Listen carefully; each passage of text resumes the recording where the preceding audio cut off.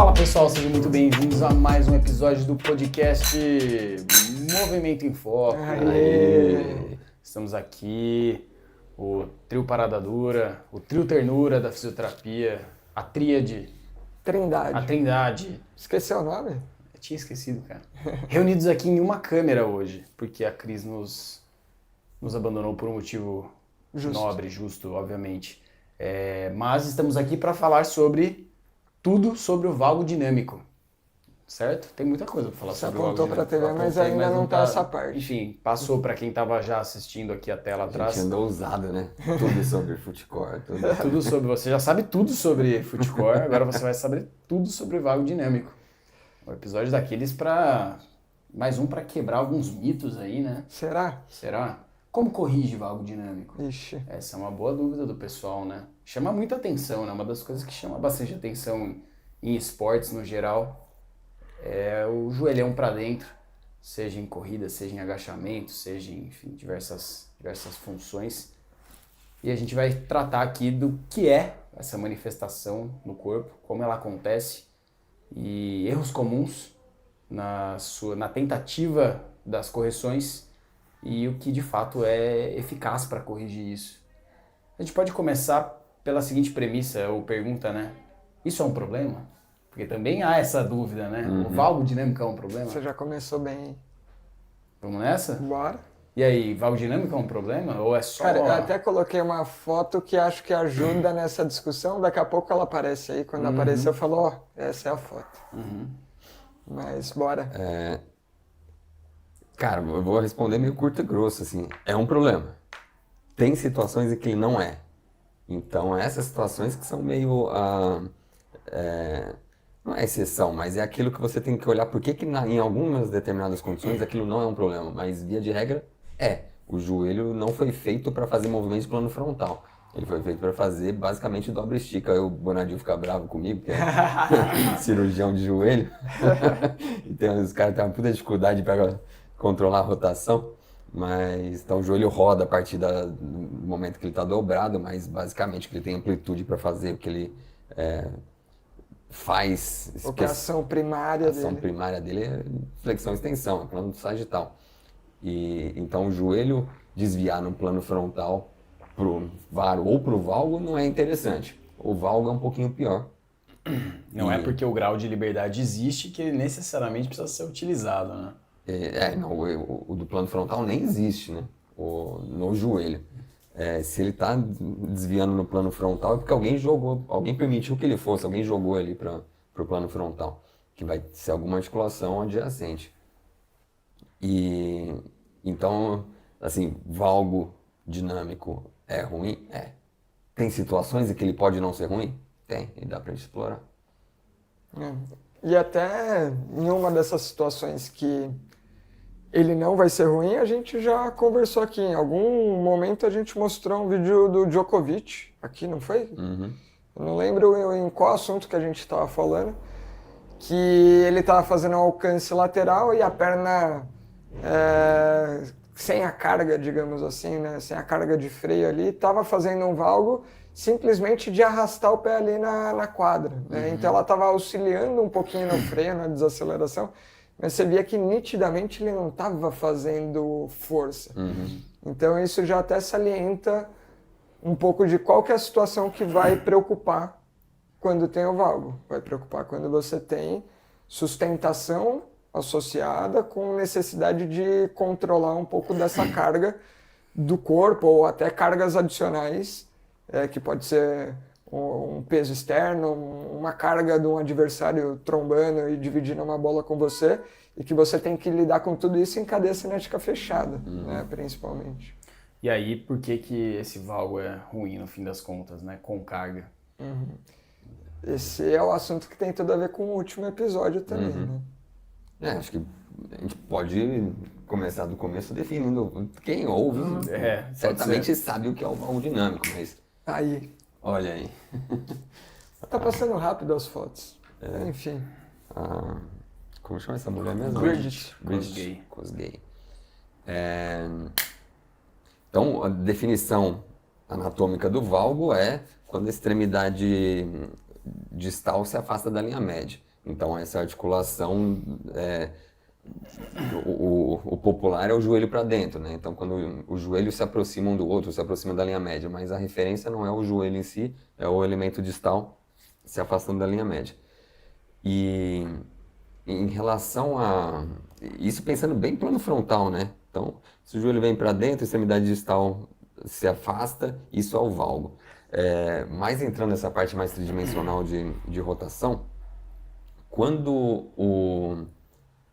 a ponta do pé e ponta de joelho perdem o alinhamento, isso relativamente acaba sendo um valgo também.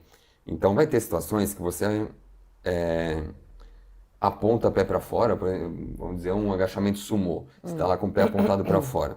Caso o seu pé esteja apontado na diagonal e seu joelho esteja apontado para frente, se você olhar para a posição do joelho, parece que ele está alinhado, porque a pontinha da patela, a parte central da patela está apontada para frente. Mas o pé apontado para o lado, isso relativamente é um valgo. Se você mantiver essa mesma configuração e apontar o pé para frente, o joelho vai apontar para dentro. Então, não basta olhar os joelhos, tem que olhar A relação intersegmentar, né? entre coxa e perna para entender essa...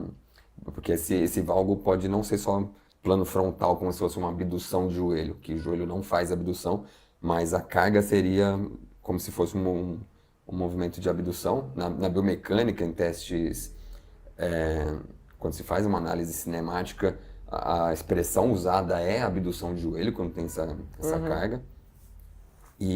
Mas tem também o plano transverso, que pode interferir. O joelho, o quadril rodando para dentro, ele pode provocar um valgo, ou o pé rodando para fora, que seria a rotação lateral do joelho, também relativamente vira um valgo. E já que a gente está no momento de definição das coisas, não é à toa que é valgo dinâmico, e isso vai ajudar a gente até a entender que se tem um dinâmico, a gente sempre volta, tem um que é estático, estrutural. E aí você pode ter essa configuração de um joelho que é anatomicamente, estruturalmente valgo, ou seja, que você tem ali o alinhamento coxa, joelho e pé, com essa extremidade distal, no caso sendo pé, tornozelo, afastada da linha média em relação ao joelho, que é o ponto de referência. Então ele se torna um joelho valgo. E aí é até interessante da gente entender, porque nesse tipo de situação a limitação de intervenção é maior para quem está trabalhando diretamente com o movimento, né? Então o fisioterapeuta, o treinador, ele vai ter que muito correr atrás das consequências daquela estrutura seguir aquela forma, do que necessariamente conseguir modificar aquela forma em si. Então, quando a gente está falando dinâmico, significa que na hora de se comportar funcionalmente, executar uma tarefa, ir para um esporte, fazer qualquer coisa que seja, aquele joelho que não necessariamente tem uma estrutura valga, ele se comporta dessa maneira, ou seja, o pé fica afastado da linha média, o joelho se aproxima, e isso traz consequências porque perturba ali toda a distribuição de carga nessa e até em outras articulações também. Então acho que vale a pena lembrar que o joelho valgo não é um problema só para o joelho, né? E aí, juntando o estático com o dinâmico, tem obviamente situações em que a pessoa tem lá um alinhamento estático de valgo, o eixo de carga passa mais no compartimento lateral do joelho, mas que por falhas de sustentação isso se acentua em tarefas funcionais. Aí você tem uma facilitação pela anatomia e uma facilitação ainda maior pela função. Aí sim o profissional consegue atuar nesse sentido, minimizando até o ponto em que o que sobra é o anatômico, né? É o ideal que a gente imagina, né? Até o anatômico esperado por uma mulher é um valguinho de uns 5 graus, até aí considerado normal, né? E isso não é um problema. O problema é o dinâmico. Quando durante a atividade funcional esse joelho valgiza mais e aí ele recebe uma carga que não é muito apropriada para ele. E eu queria puxar essa discussão vindo de uma particularidade, uma exceção, assim, que o Franco falou da condição de cadeia fechada, né? Onde normalmente acontecem os problemas. Corrida, agachamento, aterrissagem de salto, subida de escada, descida de escada. São as situações onde o valgo dinâmico acontece e ele é enxergado como um problema. Mas aí eu queria trazer o peitista na natação, que dos nadadores, o que tem a situação que provoca dor no joelho dentro da água é basicamente o nado peito. É muito raro um nadador de estilo livre, borboleta, outros nados ter dor no joelho nadando. O cara pode desenvolver essa dor, o nadador pode ter dor no joelho no treino de musculação, na academia, mas nadando basicamente é o peitista. E aquele movimento de pernada, abrindo e fechando as pernas, é muito comum que isso seja feito com um valgo dinâmico. Então, a pessoa faz uma sequência de movimento em que ele aduz o quadril com potência e o pé fica para trás pela resistência da água. Então, ele faz um movimento de pernada com um valgo a cada passagem.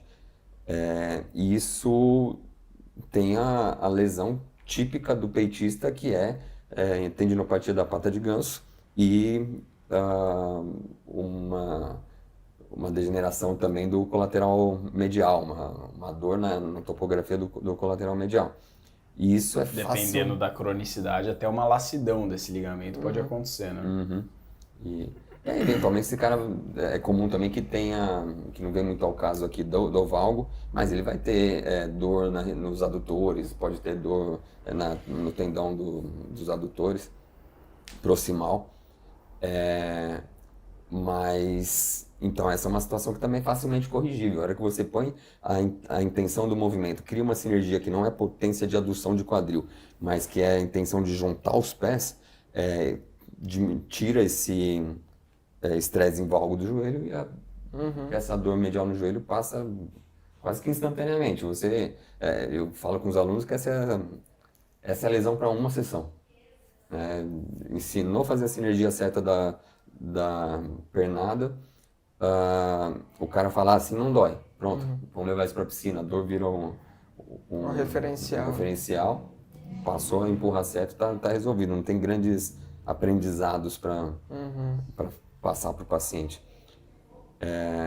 Então, assim, não é uma situação de carga em cadeia fechada, mas já mostrando que o valgo dinâmico vai trazer problemas. E corrigiu um vetor de força, tirou o valgo, o problema é solucionado. Cara, eu com certeza vou pular a etapa do que a gente vai seguir aqui na lógica, mas é porque o caso que você trouxe já facilita isso, que é um pouco de comandos que podem influenciar positivo ou negativamente. E na natação tem muito isso de deixar a perna solta, né? Meio que inspirado ali numa barbatana, num movimento de nadadeira mesmo.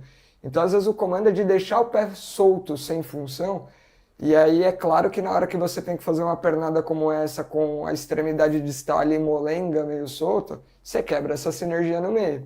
E aí, na hora que quebra, vem uma ação adutora, mas a extremidade está solta e tem resistência da água, ela vai sofrer essa resistência e aí o estresse vai acontecer.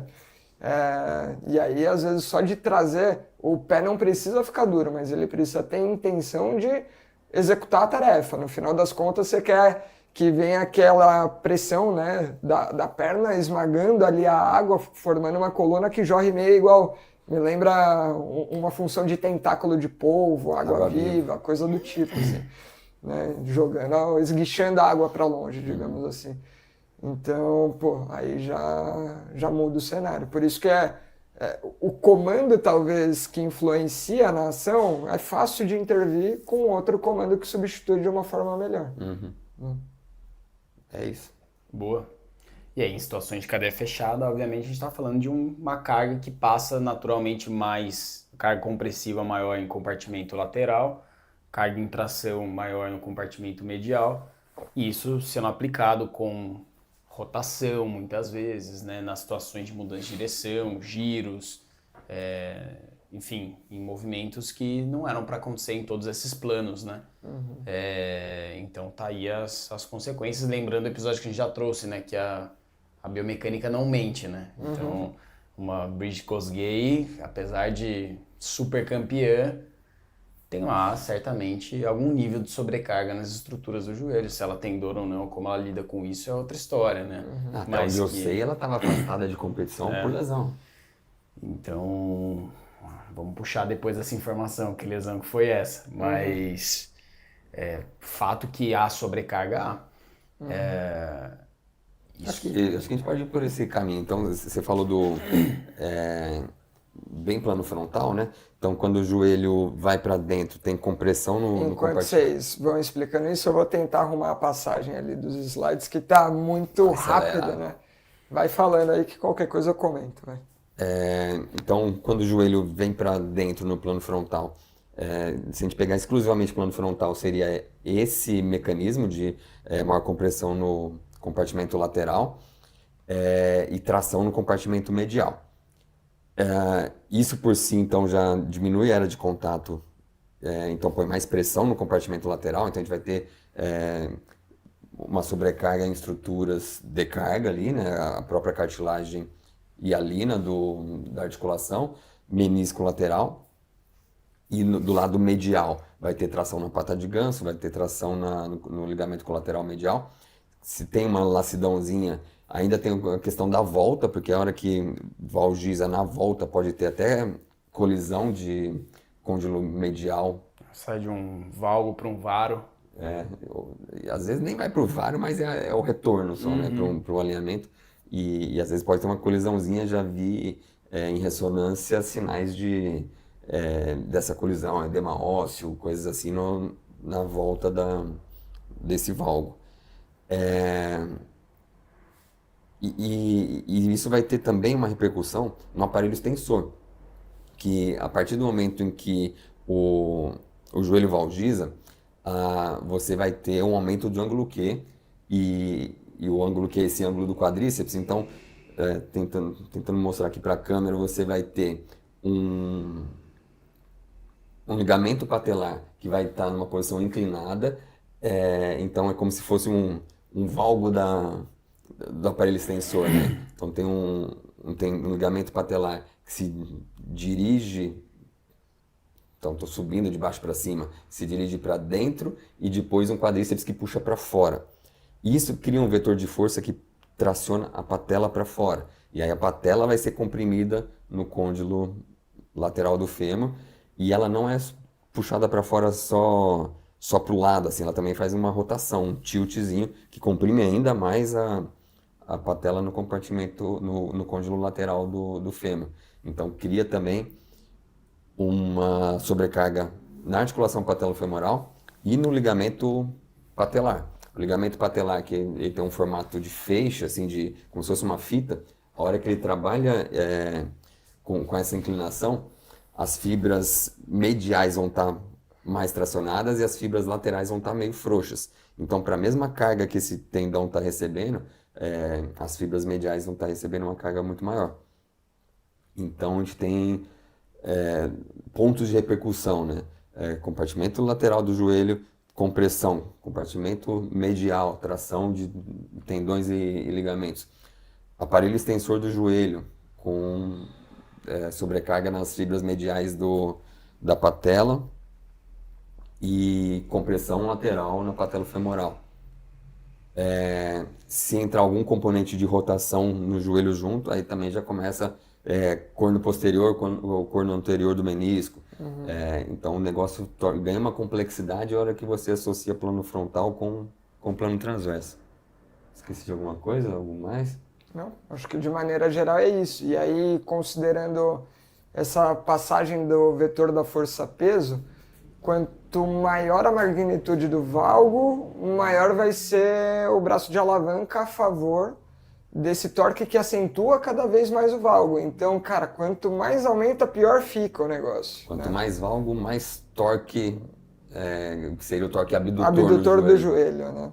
Então, o problema só vai ganhando magnitude e piorando conforme o valgo acentua, e aí acho que esse é o momento que dá até pra gente falar dos valgos e valgos, né?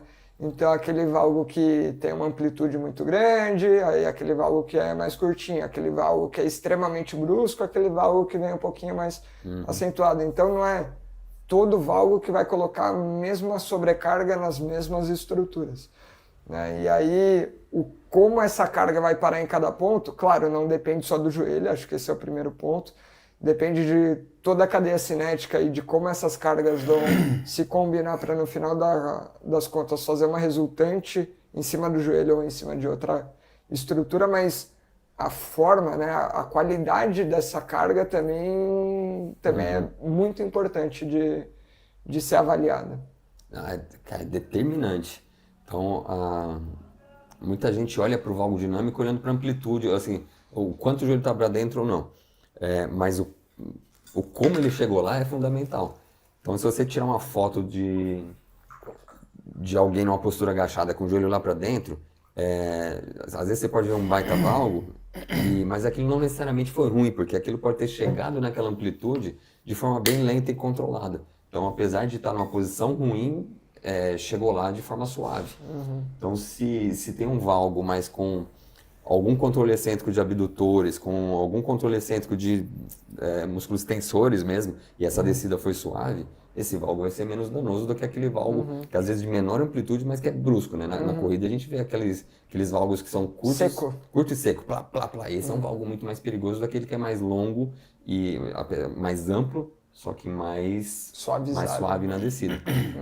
Agora, obviamente que o amplo e seco, esse é o que vai dar lesão ligamentar, esse é o que a carga vai seca para as estruturas passivas. Que eu ia falar, tem um vídeo que é meio clássico de quem vai dizer que o valgo é natural e não machuca e não tem problema, que é o da tribo africana que salta. Vocês sabem o nome dessa tribo aí? Tribo Maasai. Maasai? Eu tava com esse nome na cabeça, mas... Tenho quase certeza que é isso. Porque é um nome famoso, eu não sabia se eu tava só... Enfim. E aí, dá uma pesquisada quem estiver ouvindo aí, se nunca viu esse vídeo.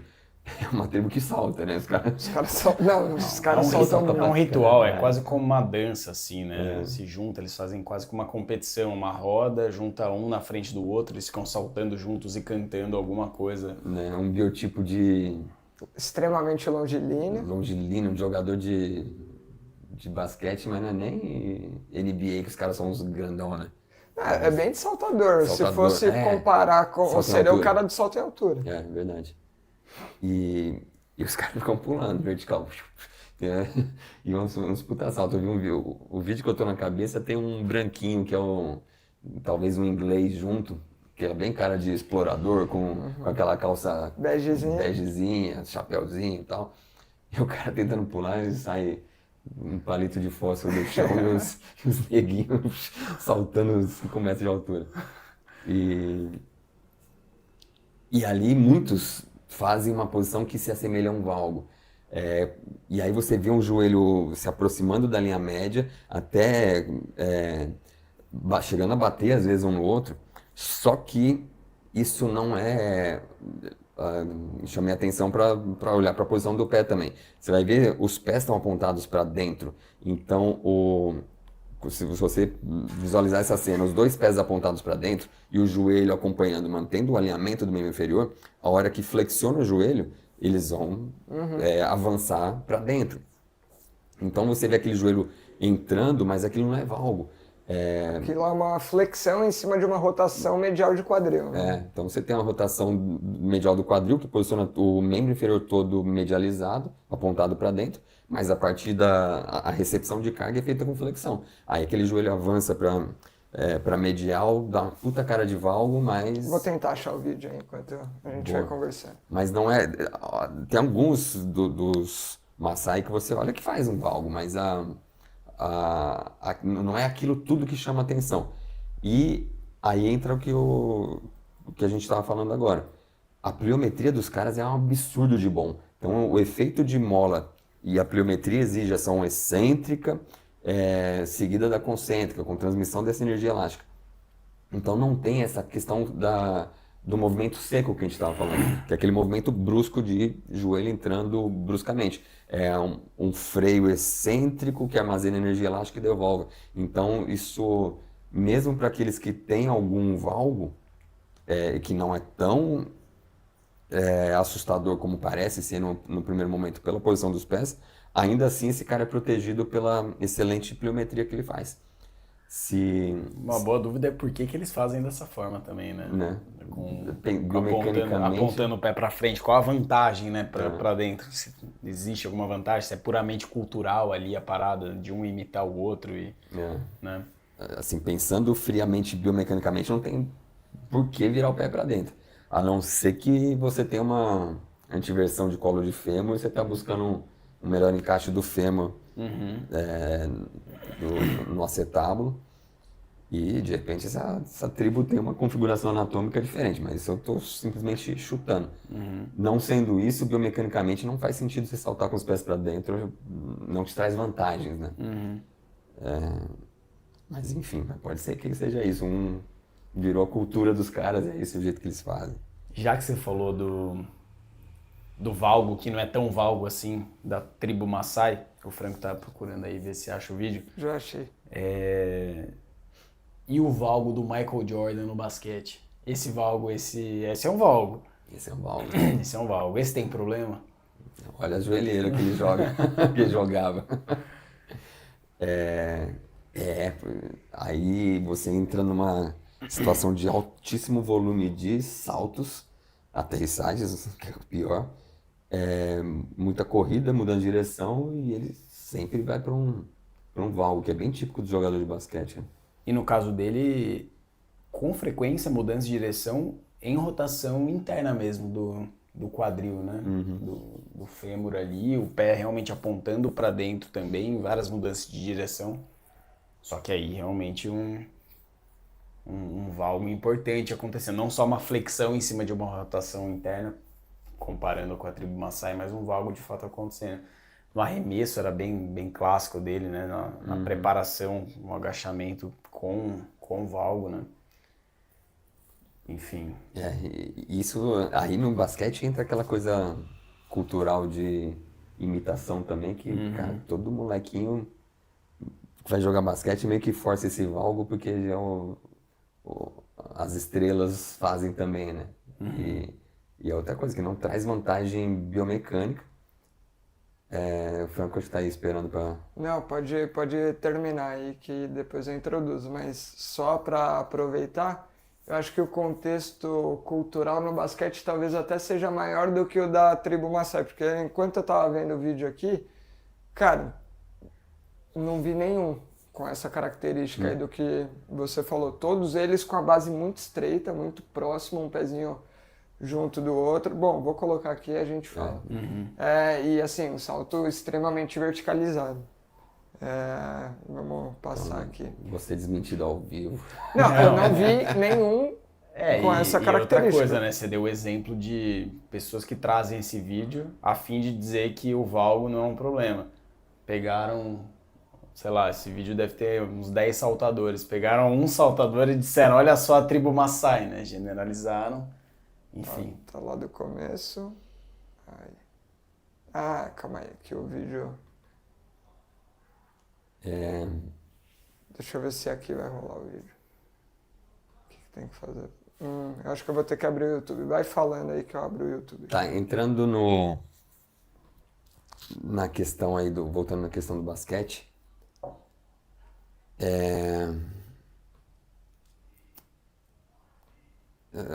Fazer um paralelo com o que a gente discutiu no episódio passado sobre o pé. O valgo ajuda a absorver carga, absorver impacto. A pronação ajuda a absorver impacto. Então, de novo, tudo aquilo que deforma, como se fosse achatando o corpo, ajuda a absorver.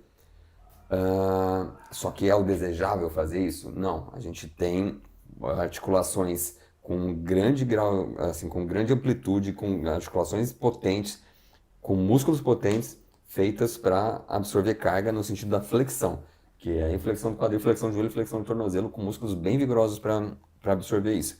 Então, o desejado seria que você conseguisse absorver e absorver o impacto usando flexores, músculos extensores em ação excêntrica, fazendo flexão das 3 articulações e não deixando o membro inferior desalinhar no plano frontal e transverso. Com isso você tira cargas dessas estruturas que a gente falou. Quando você valgiza, ajuda a absorver impacto, mas às custas de botar sobrecarga naquelas estruturas todas que a gente comentou. E a gente comentou do joelho, né? Então, compartimento lateral do joelho, compartimento medial. Mas e o que sobra para o pé, o que sobra para o quadril, o que isso pode eventualmente provocar no tronco?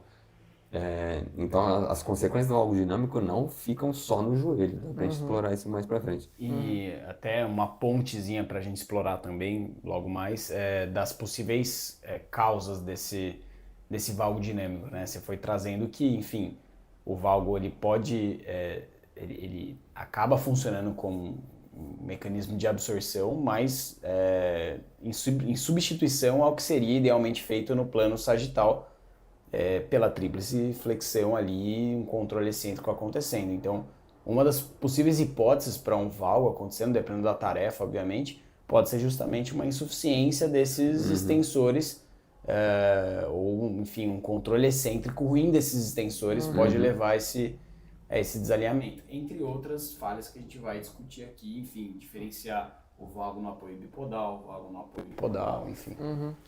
Aproveitando aí, vamos voltar lá no vídeo dos Maasai. Acho que você não deve estar aparecendo, Fran. Não tem problema, até para depois colocar aí. Que pliometria. É surreal. Bonito de ver, né? Parece que tem mola, né?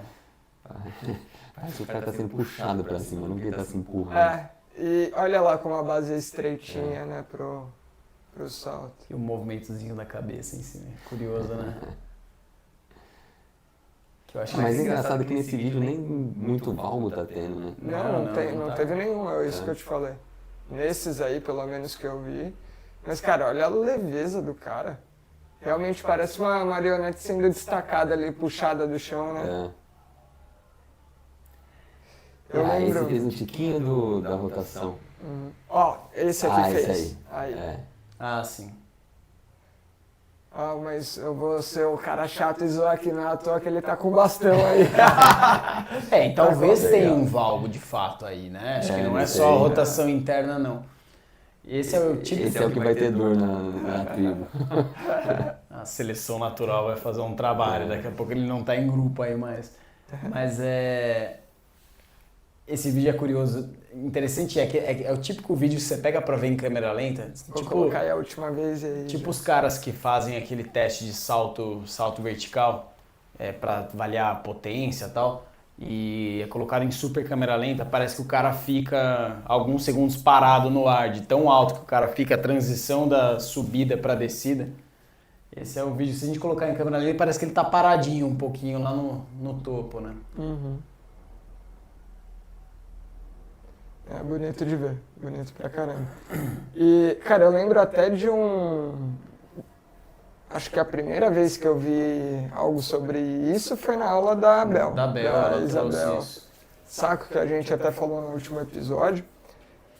Que inclusive é uma pessoa pra gente trazer aqui. Mandei mensagem pra ela. Você mandou? Legal. E, cara, eu lembro de ter visto. Fiquei curioso depois e fui dar uma lida, assim, das características dos caras, assim.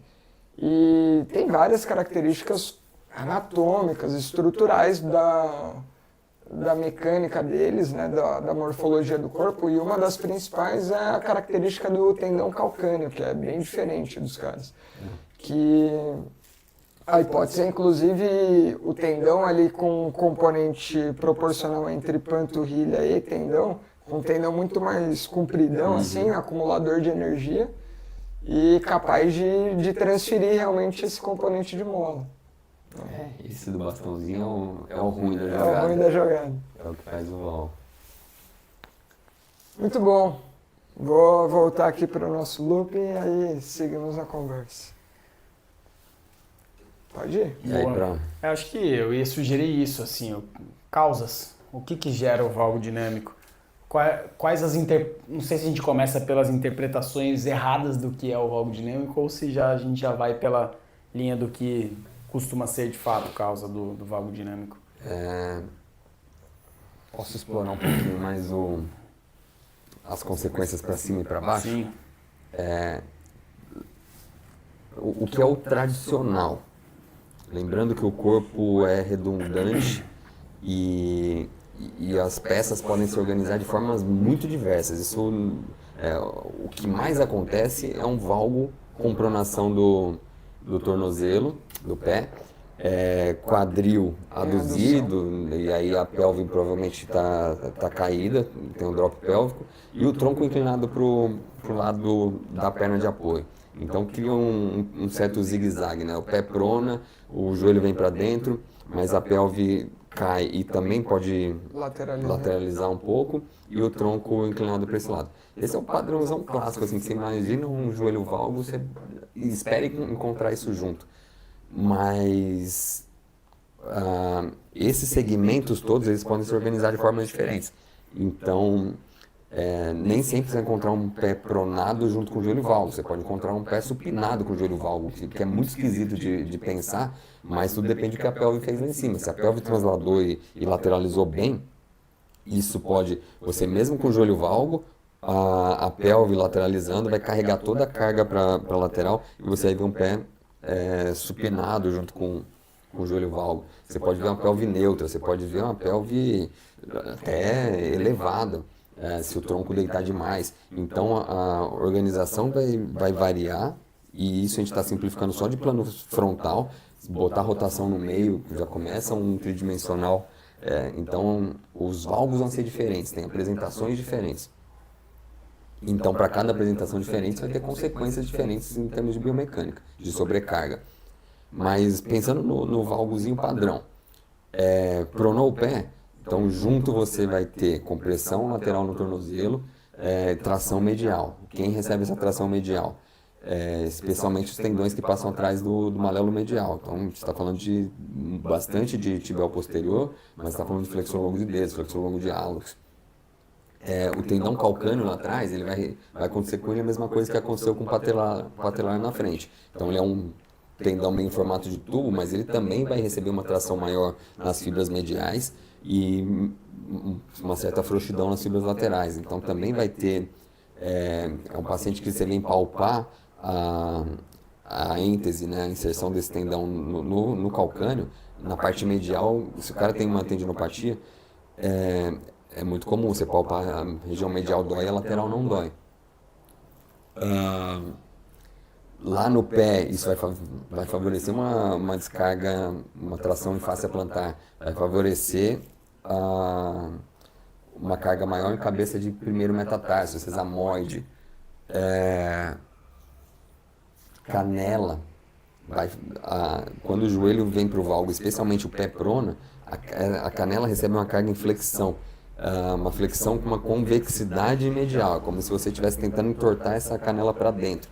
E aí isso também está muito associado com canelite, com fratura por estresse no terço distal da tíbia. Indo para cima no quadril,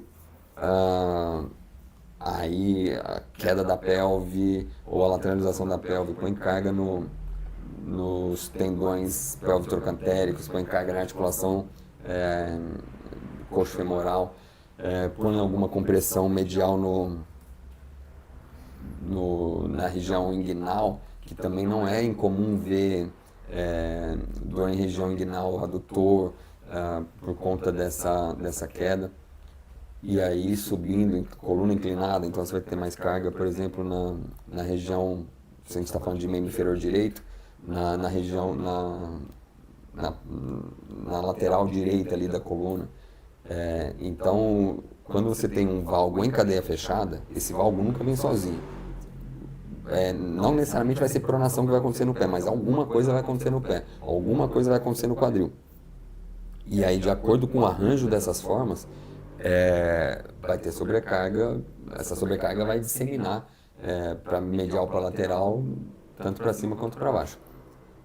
E eu acho que essa é uma das dificuldades da ciência, que tentar achar correlação entre valgo machuca.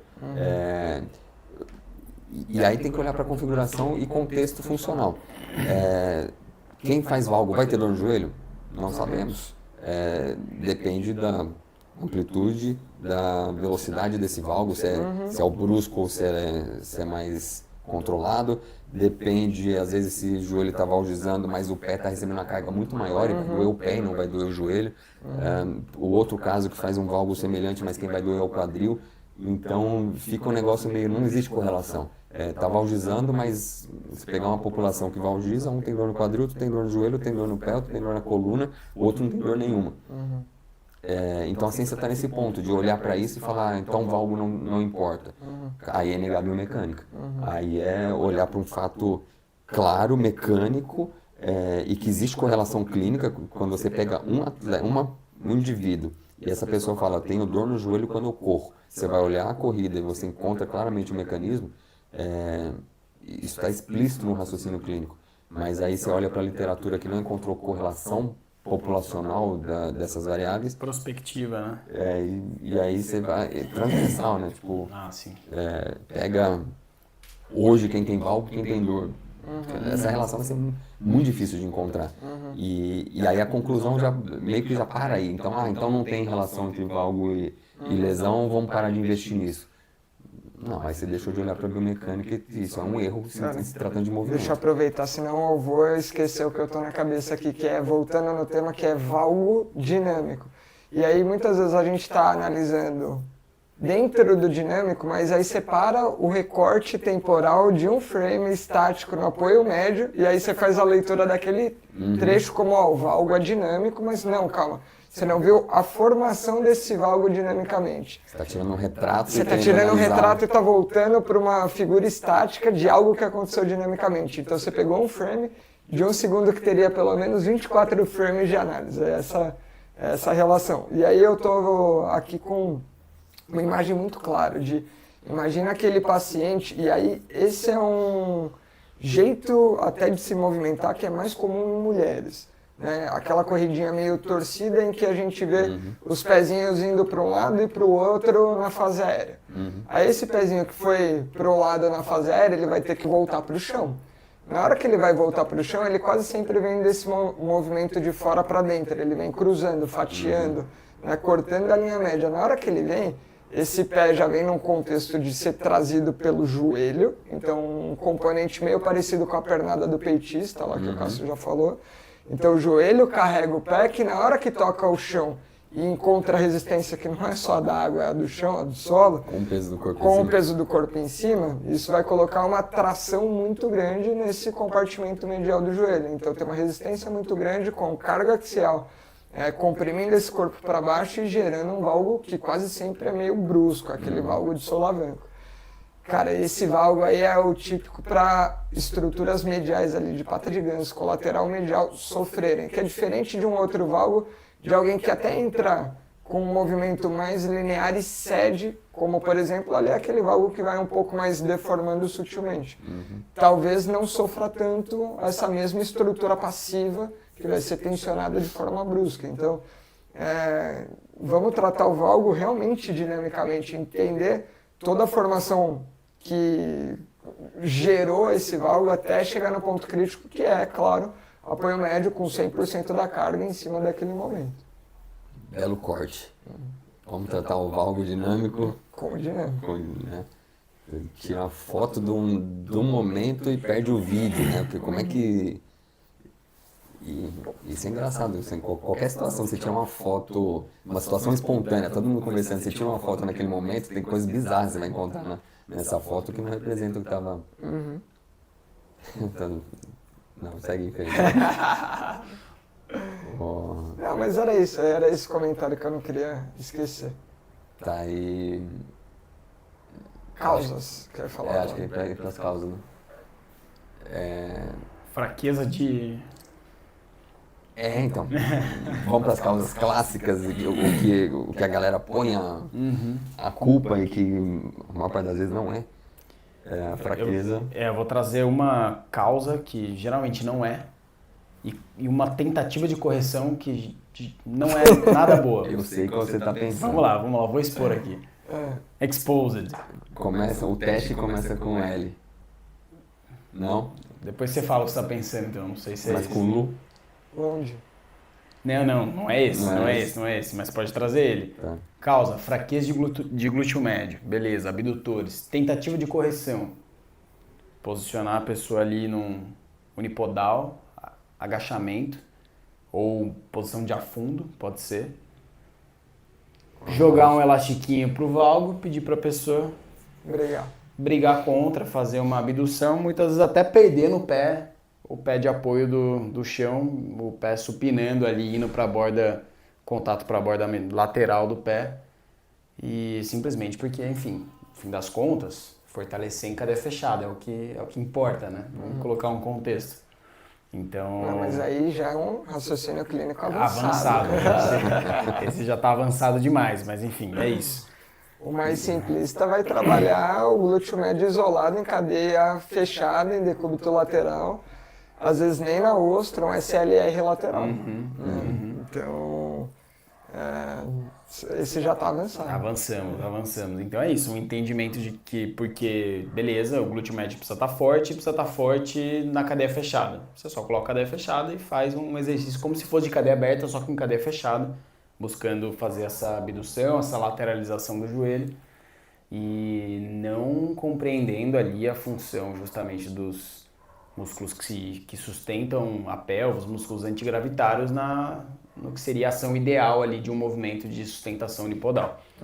Então essa é uma causa clássica. Sua vez. O que eu achei que o Rafa estava pensando que é a limitação de dorsiflexão, né? Então, existe uma lógica para esse pensamento e isso existe literatura mostrando que a limitação da dorsiflexão pode provocar ou aumentar um valgo, mas a lógica é a seguinte, é bem a questão que a gente estava falando, que a deformação na absorção de carga ou no agachamento deveria ser em plano sagital, deveria ser em flexão. Se o tornozelo bloquear por qualquer razão, não fletir mais, e o corpo quiser continuar descendo, vai ter que achar uma solução. Você tira o calcanhar do chão e vai para a ponta do pé, aquela pessoa que vai para cócoras conseguindo ficar só na pontinha do pé e não o pé plantado no chão, ou desvia o plano. Se não desce mais no plano sagital, desce em outro plano. Aí você desce para o valgo. E aí se faz o teste para diagnosticar isso, o tal do lunge test, que você se posiciona de frente para a parede e tenta levar o joelho até tocar a parede para ver o quanto que seu tornozelo dobra. Isso pode ser medido, a distância que o joelho fica da parede, Que a ponta do pé fica da parede, ou o ângulo também da tíbia. E aí, caso se identifique que tem alguma limitação, o tratamento é ficar mobilizando o tornozelo para aumentar a flexão. E aí, isso quando é tirado de contexto, pode fazer todo sentido. Falar, cara, limitação de dorse provoca valgo, a dorse está limitada, vamos aumentar essa dorse. Mas, se colocar num contexto, tipo, corrida. Primeiro que numa corrida não se deve chegar num limite de dorsiflexão. Não é para você correr de pé, não é para correr agachado. Então, se a pessoa está chegando no limite de dorsiflexão dela, já está errado. E se passa esse limite a ponto de ir para um valgo, está muito errado. Então você não tem que tentar diminuir, aumentar a dorsiflexão para esse cara agachar mais. Você tem que treinar esse cara a se sustentar mais alto e não chegar nessa limitação. Então, num contexto desse, em que acontece valgo, e outra que, se você for olhar o dinâmico ao invés da foto, o valgo acontece só quando falta limite de dorsiflexão. Então, é uma sequência de movimento assim, começa controlando em dorse, a hora que limita a dorse e acha outro plano. Não, se você for olhar, o valgo começa logo de cara. Então não dá para explicar que o valgo está acontecendo porque... pela ausência de mobilidade. Pela ausência de mobilidade. Não, essa mobilidade tinha amplitude suficiente para fazer dorse e já saiu desviando para o valgo. Então não dá, não é porque você encontrou uma limitação de dorse que isso é causa do valgo. E aí fica aquela conduta de maior parte do tempo da terapia mobilizando o tornozelo e não muda nada. Não.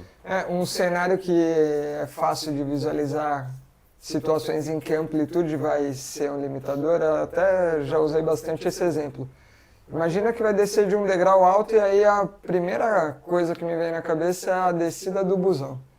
Na hora que você vai descer daquele degrau do ônibus ali que é alto, cara, principalmente pega uma senhorinha mais baixinha.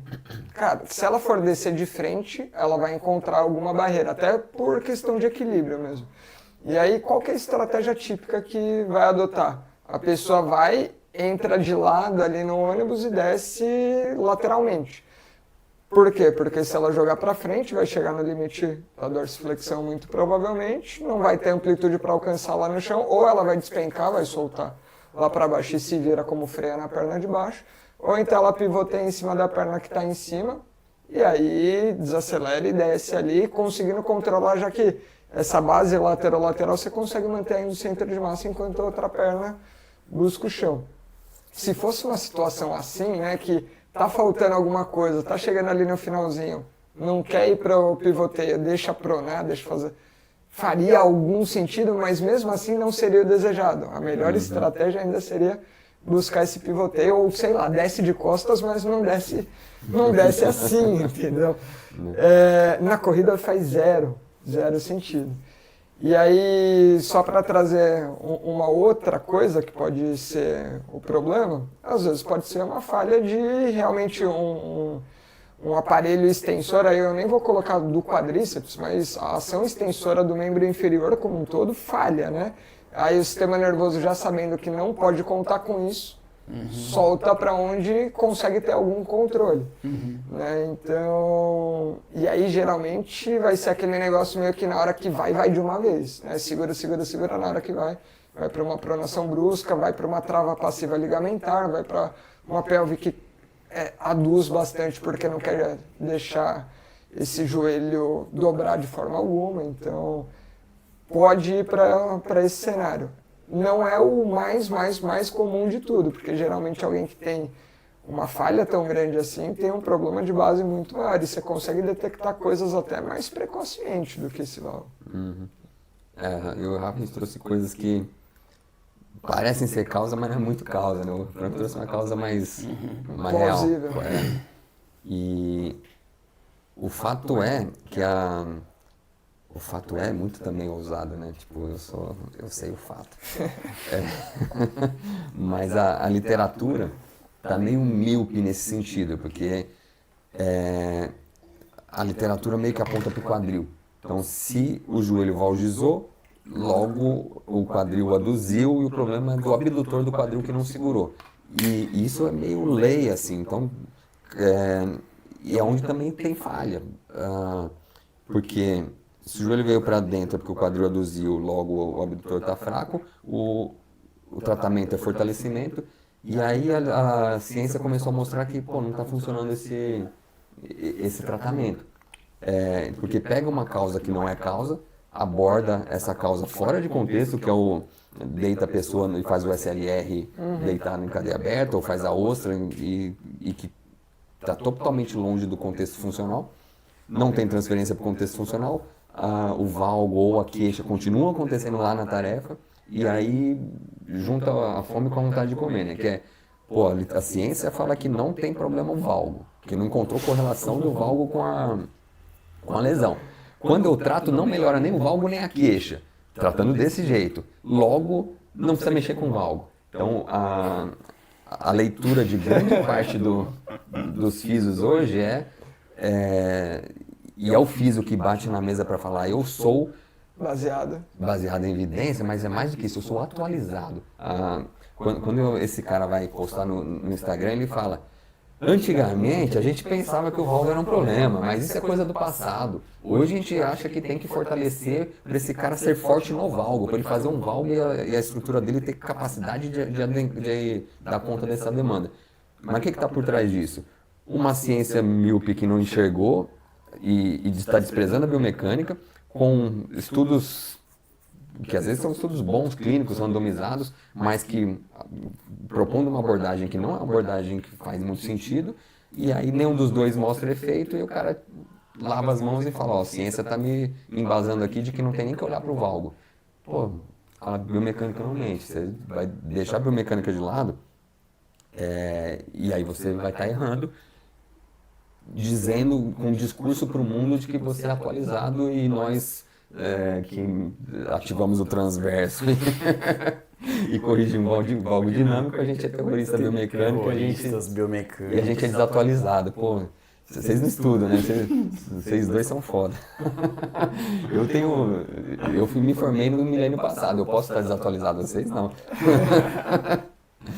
E... Belo corte também. Deixa eu então aproveitar que é uma coisa que eu acho que ajuda na reflexão. Quando a gente trata o valgo como problema, você vai tentar corrigir o valgo, né?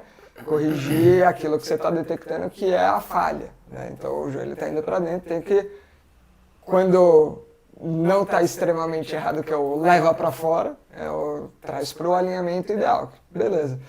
Mas quando a gente pega pela premissa do sistema nervoso, que é sistema nervoso como um cumpridor de tarefa envolvido ali naquela tríade de indivíduo, tarefa e ambiente, ou seja, tudo isso compõe um contexto funcional em que a tarefa vai ser executada e que o que ele quer é executar a tarefa e a forma que ele executa é a solução, você vai entender que o valgo é parte dessa solução. Então foi o melhor recurso disponível no momento. Então, se aquilo é a solução e às vezes você tenta tirar a solução, acabou, esgotou ali um pouco do repertório. Ou o sistema vai dar um jeito e vai procurar outra forma de executar, seja ela qual for, e ele vai procurar alguma forma, ele não vai ficar sem cumprir a tarefa, mas sabe-se lá Deus o que vai acontecer. Ou então você dá um passo atrás e fala, cara, não, essa é a solução. Não é a ideal, mas é a melhor encontrada até agora. Por que ele está indo para essa e não para outra? Na hora que você dá esse passo para trás, faz essa reflexão, e aí consegue propor as hipóteses, você fala, opa, será que ele não está indo para o valgo porque realmente está faltando amplitude de dorsiflexão? Será que ele não está indo para o valgo porque essa musculatura extensora que deveria frear está insuficiente? E por não contar com isso, ele está... Será que não é realmente a musculatura ali abdutora? E aí você vai levantando isso, e aí você consegue ir direcionando, meio à la carte, ó. Abri o leque aqui, aí para essa opção eu testo assim, para essa opção eu testo assado. Testa, vê o que faz. Pô, é isso aqui. Aí você vai cirurgicamente intervém dessa maneira na causa, que aí foi o motivo a ter levado a escolha do valgo como a solução. Uma vez que você corrigiu esse motivo, o valgo não precisa mais ser a solução daquele problema, aí naturalmente você consegue tirar sem grandes problemas. Então eu acho que se eu conseguisse deixar uma mensagem aqui, o valgo não é necessariamente o problema, mas ele é a tentativa de solução de um problema. Assim como vários outros desalinhamentos que a gente vai encontrar o tempo todo na nossa prática. Talvez ele não seja, vai ter situações que não é uma tentativa de solução, mas ele é a consequência dessa tentativa de solução.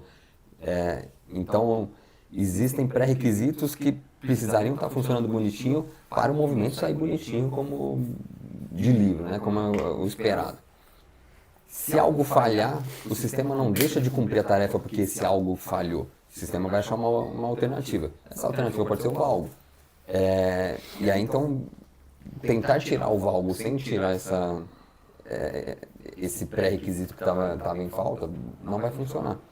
E aí é legal que você trouxe um leque, um cardápio aí de opções, porque um sistema em cadeia fechada, dos pés à cabeça, ou do pé à cabeça em condição unipodal, ele é altamente redundante e as articulações, a cadeia fechada, obriga uma articulação a se mover em conjunto com a outra. Então, a partir do momento que tem um valgo, vai ter movimento do quadril, vai ter movimento do pé, e se teve um movimento no quadril em cadeia fechada, se essa cadeia está fechada lá em cima na cabeça, vai ter um movimento da coluna, então se cria uma dinâmica dentro dessa cadeia, e que o fator causal pode estar em qualquer lugar dessa cadeia. Então, a gente pode extrapolar, quando você trouxe indivíduo, tarefa, ambiente, o sistema nervoso, tentando traçar uma estratégia para cumprir aquela tarefa, muitas vezes o problema não vai estar nem na parte efetora motora, pode estar pode ser sensorial. Um exemplo meio que a gente encontra no dia a dia e que é meio clássico é uma disfunçãozinha de labirinto que nem é clínica, o paciente não relata problemas de labirinto, não tem tontura, não tem vertigem, mas normalmente é aquele cara que, putz, não me sinto bem lendo no carro. Se eu ando de barco eu fico mareado. E às vezes tem uma disfunçãozinha, às vezes assimétrica, o cara tende para a direita, por exemplo, e aí se a cabeça dele tem dificuldade de estabilizar é, e tende a cair para a direita, no apoio da perna direita, isso cria um vetor que é de joelho para o valgo. Na perna esquerda vai criar um vetor que é de joelho para o varo. Então, às vezes, você vai ver aquele cara que é assimétrico, um joelho varo e outro valgo. E às vezes você vai ver a cabeça não fixa no espaço. Se o problema for labirinto, você vai fortalecer glúteo médio até a morte, você vai trabalhar a mobilidade de tornozelo até a morte, e esse cara não vai melhorar absolutamente nada. Então, se você não olhar, e para você abrir esse leque de opções e tentar achar qualquer hipótese que faz sentido, tem que estar no contexto. Se você tirar do contexto tarefa, a chance de você achar é mínima. Então, o problema está acontecendo na corrida, olha para o contexto corrida e ali tenta, com uma história clínica bem coletada desse paciente, ver o que faz sentido para esse caso. Então, a ciência está míope no sentido de olhar para quadril e tudo é glúteo médio, não está nem falando... A ciência é míope a ponto de não falar nem de pelvitrocantéricos, fala de glúteo médio, grande parte das vezes. E está com um olhar muito focado nisso, dentro de uma cadeia que é do pé à cabeça, envolvendo parte sensorial. Então, a chance de errar é muito grande se você olha só para o quadril. E se trabalha esse quadril fora de contexto, tipo cadeia aberta, tipo o que o Rafa falou, né? Então é joelho para fora e não... Qual é a tarefa que o sistema está cumprindo? Sustentação.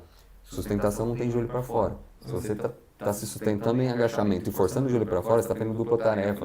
O abdutor não é para fazer essa força para fora, é para fazer uma força para baixo. Ou no sentido de sustentar a pelve para cima.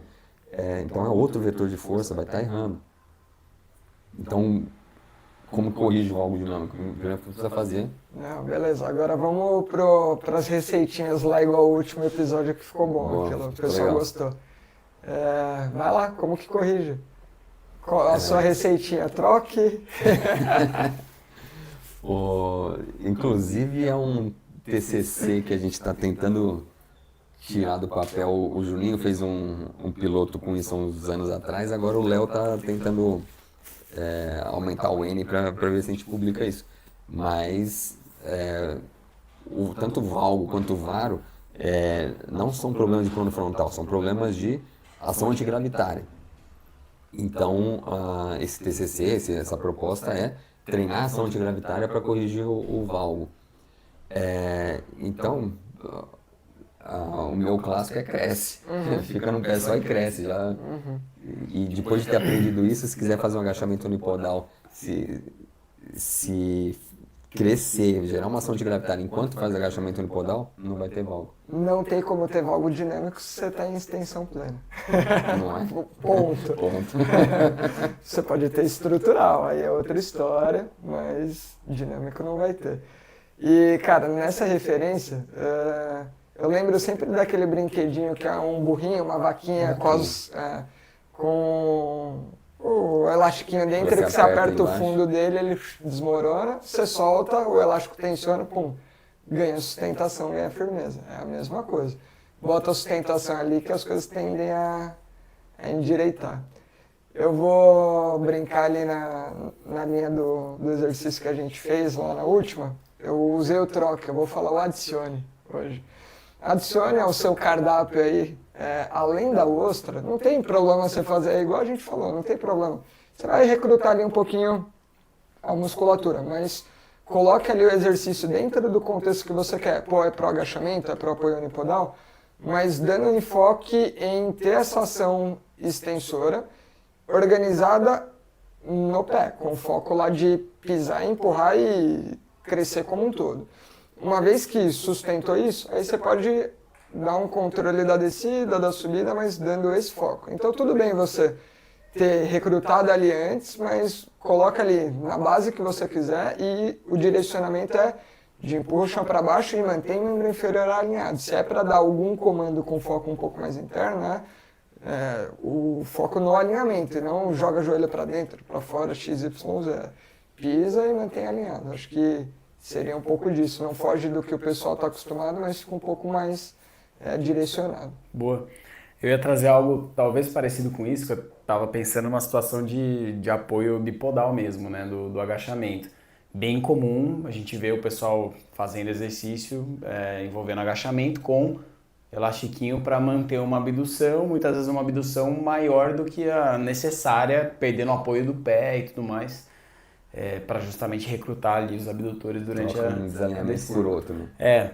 Então a dica que eu daria pode até usar alguma referência para buscar um bom alinhamento ali nas posições de agachamento, variando o ângulo. Eu pessoalmente gosto bastante nessa situação de encontrar um bom alinhamento, de fazer isometria em diferentes ângulos para depois envolver um movimento de sobe e desce. Essa referência pode ser manual. Eu não gosto tanto da resistência do elástico, porque justamente ela te traz para um neutro, mas uma necessidade ativa de manutenção dessa força dos abdutores para manter o joelho alinhado com o pé. Talvez só uma referência manual, chegou no alinhamento, não precisa mais de resistência, mantém aí. A partir dali é força de empurrar, é força vinda lá de baixo, lá distal. Então, acho que é parecido um pouco com o que você trouxe, mas nesse contexto mais pensando no agachamento mesmo. E até pensando no agachamento, algumas sequências que são legais é uma transição do sentado para o agachado, mas para o agachado prontamente na mesma altura ali, em que você fica já na posição que seria a final do agachamento, mas você está fazendo em vez de uma descida, só essa transição anteroposterior em que você consegue dar um foco mais quase que isométrico. Né? E aí você está treinando o ponto final de maior torque, mas com um alinhamento bacana. E aí, às vezes, fica mais fácil passar dessa posição para a subida com um componente que é isotônico, mas um isotônico vindo da ação ali concêntrica, para depois começar a colocar essa carga excêntrica. E aí, às vezes, eu acho que fica até mais fácil no controle excêntrico exagerar um pouquinho mais na carga. Então, vou dar um exemplo do que eventualmente eu gosto de fazer. Coloca ali um super bend mesmo, com o antepé pisando sobre o super bend, ele como se estivesse num suspensório ali na cervical da pessoa, onde ela, para sustentar a ação, ela já vai precisar de um tônus extensor maior do que o que naturalmente precisaria. Então, você aumenta o recrutamento global de extensores, já tem a própria linha ali do Superband direcionando um pouquinho o referencial de alinhamento do membro inferior, e aí a partir disso você começa a dar o comando de empurra e sobe, controla enquanto desce. Então, acho que são algumas opções aí pensando em didática, né, da progressão. Legal. Me veio um último exemplo aqui, talvez se forem vindo mais também vão trazendo. Um paciente que eu atendi essa semana, desculpa, ficou verde agora. Um paciente que eu atendi essa semana, acho que até comentei dele aqui, uma baita artrose de joelho e tal. O nosso foco tem sido ele passar a usar esse joelho um pouco melhor para absorver, transferir, mudança de direção, que o comportamento todo dele é de um joelho bem rígido, né? E naturalmente nessa exposição, agora há um pouco de absorção e devolução, alguma pliometria, volta e meia vem alguns desalinhamentos, ele tende mais pro varo no caso, né? Mas pegando a ideia desse exercício dá para aplicar em outros. É um caso clássico de muita insuficiência de força de quadríceps. A mesma facilitação que você comentou, vai para uma isometria para depois envolver um excêntrico, algo parecido com isso aconteceu essa semana. Coloquei ele para fazer um afundo, em que, a princípio, na verdade, eu gostaria de fazer um avanço pliométrico, avanço um pouquinho e volta, com uma resposta de pé, um pouco de absorção no joelho e volta. Primeira resposta, enrijeceu. Falei, tá, vamos facilitar um pouco. Coloquei ele numa posição agora de afundo, mais estático, com isotônico, excêntrico, concêntrico. Começa a colocar agora, a partir dessa posição de afundo, depois do excêntrico, um concêntrico voltando para uma base paralela. Vamos repetir isso algumas vezes e agora sim vamos partir para um avanço e volta pliométrico. Super certo, o joelhinho já passou a absorver um pouco mais e é uma situação que, enfim, não dá nem para dizer que houve ganho de força nesse período. Né? Houve uma facilitação do uso dos extensores através de um processo envolvendo um isotônico, primeiro sem mais estático, sem mudança de base para facilitar, depois focando no concêntrico e depois passando do excêntrico para o concêntrico, né, no movimento de vai e volta. Enfim, acho que é algo que pode ajudar um pouco nessa construção também. Perfeito. E um exemplo que me ocorreu agora que é comum o valo dinâmico na bike, no ciclismo. É aquela pessoa que pedala na fase de propulsão de descida da perna valgiza e depois abre o joelho na subida. E tem esse movimentozinho de fora para dentro. Esse é um que dá para dar um estímulo bem visual.